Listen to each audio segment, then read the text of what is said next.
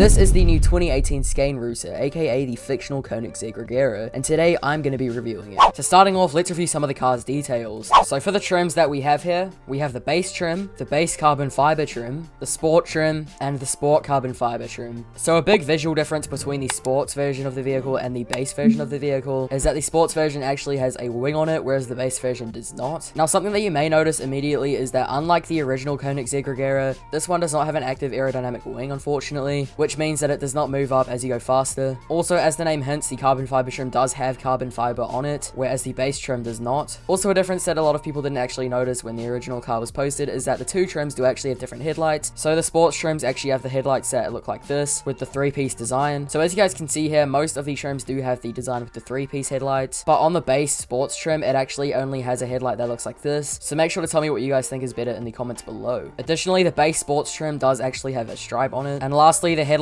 on the carbon fiber trims are slightly darkened compared to the base trims. Now moving on here, I'm going to showcase the startup sound. So as you can see, pretty decent, not too aggressive. Overall, I actually quite like it. Now moving on to the blinker test. As you can see on the headlights, the blinkers are actually quite large. Then we got a horn test. So pretty standard for cars in Greenville. Then we got a headlight test. Very nice. And the tail lights. Additionally, we have the brake lights. And that's essentially it. Also for the base sports trim, I'm going to do a headlight and tail light test, as well as a blinker test since they are different.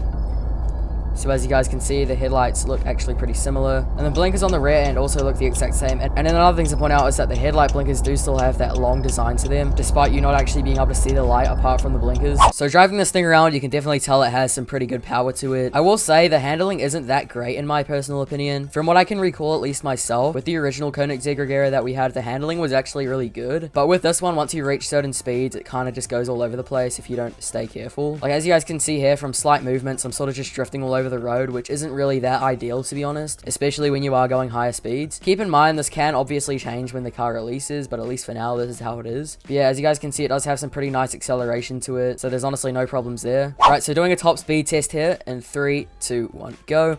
As you guys can see, it has some pretty decent acceleration. One thing to point out is that this thing does only have one gear on it, which means that you don't actually have to shift it. So it is pretty similar to the Tesla Roadster in that sense. As you guys can see, we're already hitting 200 miles per hour, which is pretty cool. And top speed is roughly 258 miles per hour on the base trim. So not bad whatsoever. Now for the 0 to 60 test in 3, 2, 1, go.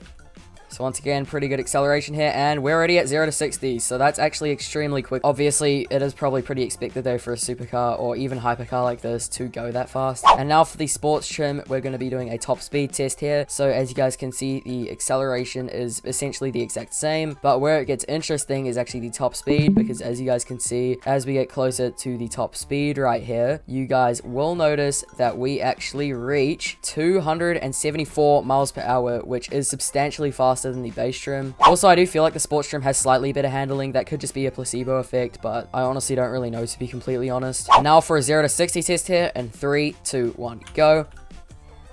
So it's honestly probably going to be the same, if not very similar to the base trim. So not really any surprises there. Anyways, guys, that's going to be it for today's video. Hopefully you guys did enjoy it. If you did, make sure to leave a like and subscribe. Tell me what you guys think about this car in the comments below. Personally, I actually think it's really, really good. And although people were saying that it looks kind of bad, after seeing it in game, it actually looks a lot better in my opinion. Yeah, anyways, thank you guys so much for watching this video, and I'll see you guys in the next one.